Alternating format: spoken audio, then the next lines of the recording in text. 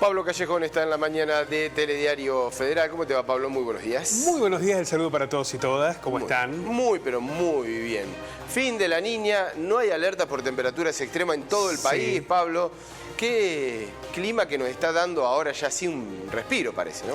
Sí, yo creo que efectivamente en algún momento tenía que llegar. Sí. Ahora, esta mañana hablábamos con Juan y nos decía que incluso hasta mayo puede haber calor en muchas regiones de la Argentina. Bien. En particular en el centro. Bueno.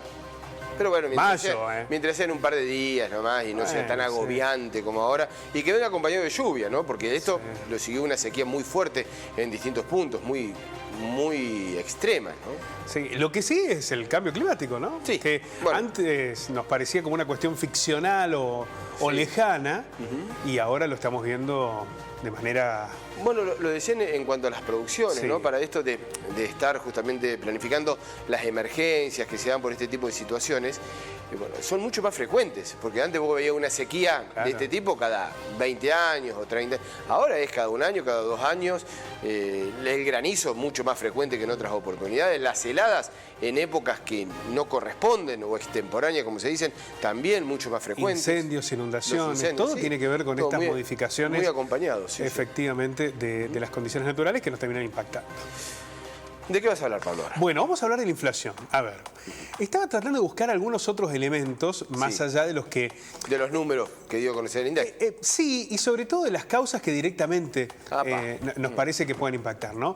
Es cierto que siempre nos han señalado que la inflación es un aspecto multicausal. Sí. Esta es una realidad. Nos habían dicho en algún momento que tenía que ver con la emisión, únicamente con la emisión, ¿no?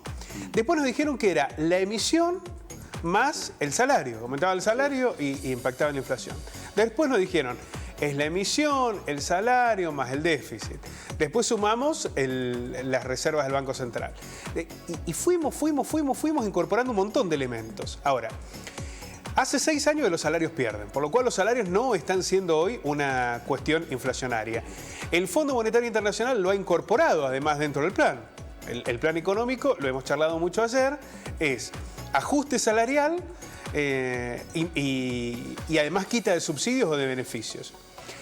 Hay otro elemento que aquí aparece, que es el de la emisión. Había recortado la emisión el gobierno de Mauricio Macri y sin embargo se duplicó la inflación y más durante aquel modelo económico.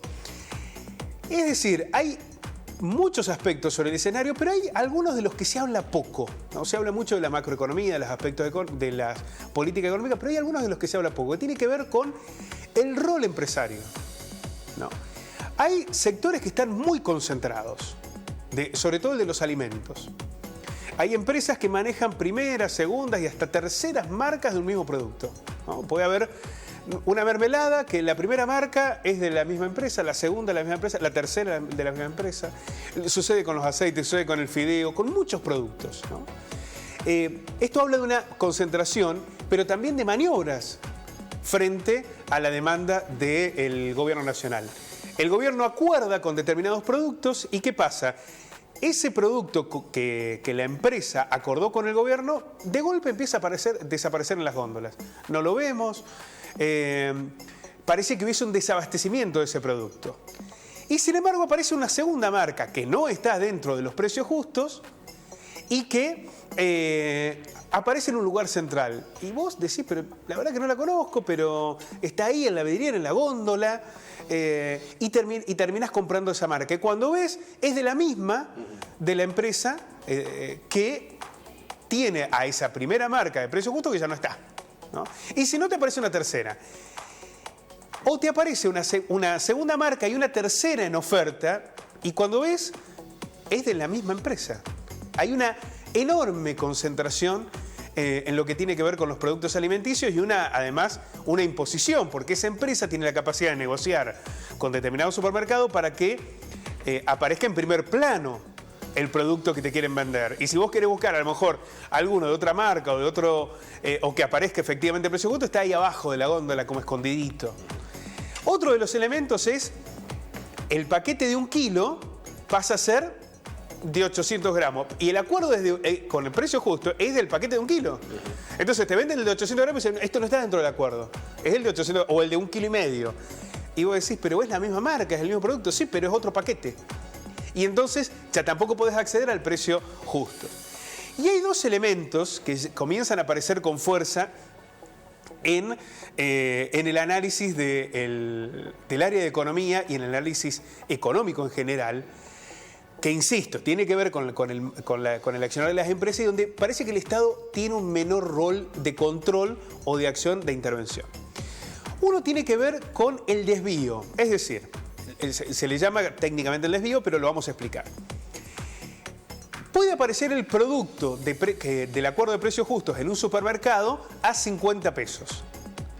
Sin embargo, cuando vas a buscar ese mismo producto a un almacén o a algún mercadito, te lo venden 80. Y entonces le preguntas al almacenero, ¿cómo me lo vendés a 80 si está a 50? El almacenero primero te dice, bueno, nosotros nunca fuimos incluidos en el precio justo, en el programa de precios justos. ¿Se acuerdan que en algún momento iba a haber una canasta barrial? Eso no sucedió. Pero además dice, a nosotros, la empresa mayorista nos cobra 70, mientras el supermercado se lo vende a 40, a nosotros nos cobra 70. Y entonces ahí aparece una cuestión. Compensan con otras cadenas de comercialización lo que acuerdan para determinadas cadenas de venta en el marco de los precios justos. ¿Se entiende esto, no?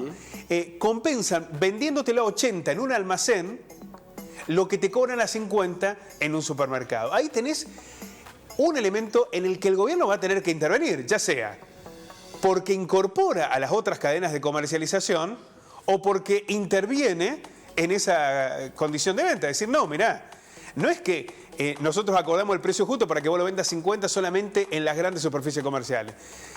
Tenés que venderlo a 50 a todos. Es el programa, el producto es el que está dentro del programa.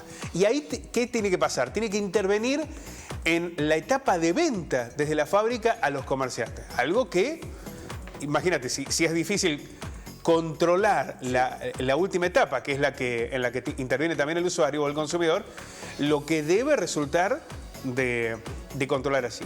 Y hay un nuevo elemento que también aparece allí en el centro de la discusión que tiene que ver con los tiempos de pago. Cuando vos tenés una inflación de 6, 7 puntos mensuales, si en lugar de pagarte ese monto acordado en enero te lo pagan en abril, en marzo, ahí tenés un desfasaje de 20 puntos. Bueno, ahora se está discutiendo mucho eso, Pablo, el tema de paritarias, ¿no? Que entró justamente en esta discusión de, bueno, a ver, ¿cuándo se llega a ese porcentaje que se había acordado?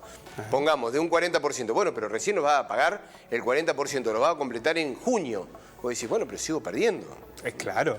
Bueno, imagínate esta circunstancia en las cadenas de venta. Entonces, ¿qué dicen algunos? Bueno, pero los supermercados te pactan el precio, una gran superficie comercial, en enero y te pagan a 90 días. Claro. Te lo pagan en marzo. Entonces, sí. Es que con un proceso inflacionario como el que estamos viviendo, 3 meses... le ganás un 20%, porque si vos generás, claro, si tenés capacidad, el almacenero no lo puede hacer a esto. No lo puede hacer, no puede especular con esto porque necesita stock. Pero lo que dicen también es, yo no te lo puedo... ¿Cuál es el precio? Dice, no le puedo poner un precio porque no sé cuánto lo voy a reponer. Pero eso generalmente lo hacen con el almacenero. Ahora, claro, con el supermercado, ¿sí? Le dicen, mire, en enero te venden los paquetes fideos a 50, el supermercado se estoquea, lo paga 90 días, le ganó un 20%. Bueno. Ahora, eso... lo pierde la industria, la gran empresa, esa empresa que tiene las 3 marcas, que tiene una posición dominante en el mercado. ¿Pierde? No. ¿Qué sucede? Bueno, pero te lo va trasladando inmediatamente. Ahora, vos tenés esa realidad, porque tenemos una realidad estabas hablando de los alimentos absolutamente concentrados, muy concentrados. Claro. Son muy poderosos y muy concentrados. Ahora tenés que ver cómo haces con esa realidad para poder contener el precio de los alimentos. Bueno, ahí está el otro elemento. ¿Puede el gobierno intervenir en ese proceso? ¿Cómo lo hace? Porque es una decisión política fuerte. Claro, porque vos decís, ¿por qué siguen aumentando los alimentos por encima del resto de la inflación? Sí. Bueno, uno de los aspectos tiene que ver con eso. Para recuperar esos mecanismos en los procesos de pago, que vos Sí. vendés en enero A ver, y te pagan en 90 días, ¿qué hacen las empresas? Todo el tiempo Sí. te van trasladando ese aumento. Porque es cierto, ¿no? Hay muchos alimentos que están justificados por distintos motivos, que el dólar, que la brecha cambiaria, pero hay otros alimentos que no tienen ningún tipo de justificación que aumenten lo que aumentan. Bueno, No hay ningún. ahí aparece también los últimos dos elementos Sí. que me parecen buenos contemplar. Uno que está generado con la expectativa inflacionaria, lo que vos presumís que puede pasar, que hay algunos que lo pueden fijar y hay otros que no. Los asalariados no tienen ninguna posibilidad de nada, los trabajadores nada, el pequeño comerciante tampoco. No. No puede decir, mira, estimo que esta remera me va a salir un 30% más caro y te la aumento un 30%. En general van acomodándose porque si no, no venden. Claro. Pero hay determinadas cuestiones, sobre todo cuando tiene que ver con los alimentos, que es una cuestión más indispensable, que van marcando esa expectativa y se adelantan. Entonces van ganando. Y además, ese poder concentrado es el que te permite actuar libremente. ¿Qué es lo que indica el mercado en estas cosas? Es decir, bueno, si vos aumentás mucho, vendés menos. Entonces decís, no aumento. Es como esa cuestión de que el mercado todo lo regula. Todo lo Bueno, regula. sabemos que no es así. Que no es así. Se sigue aumentando fuertemente. Ha habido etapas, y la Argentina podría caer en una etapa nuevamente, en lo que vos tenés alta inflación y recesión. Sí. Por lo cual, podés vender menos, hay una caída del consumo y sin embargo siguen aumentando.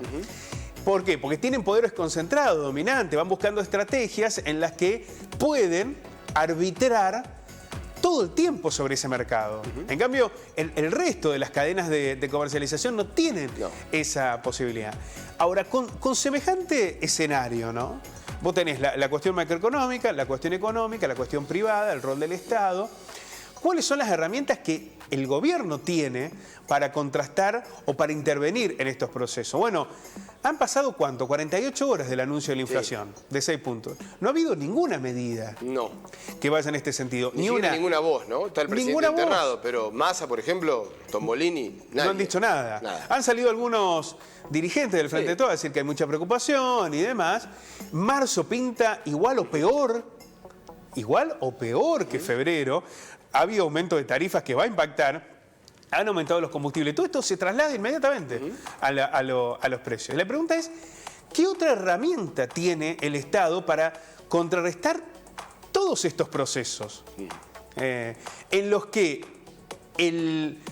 un grupo concentrado dentro del mercado tiene la posibilidad de definir demasiados aspectos y al gobierno, al Estado, se lo ve sin esa posibilidad de modificar o de romper esas estructuras. Bueno, esta es la gran discusión para lo que viene. En algún momento se anunció una guerra contra la inflación. Hace un año.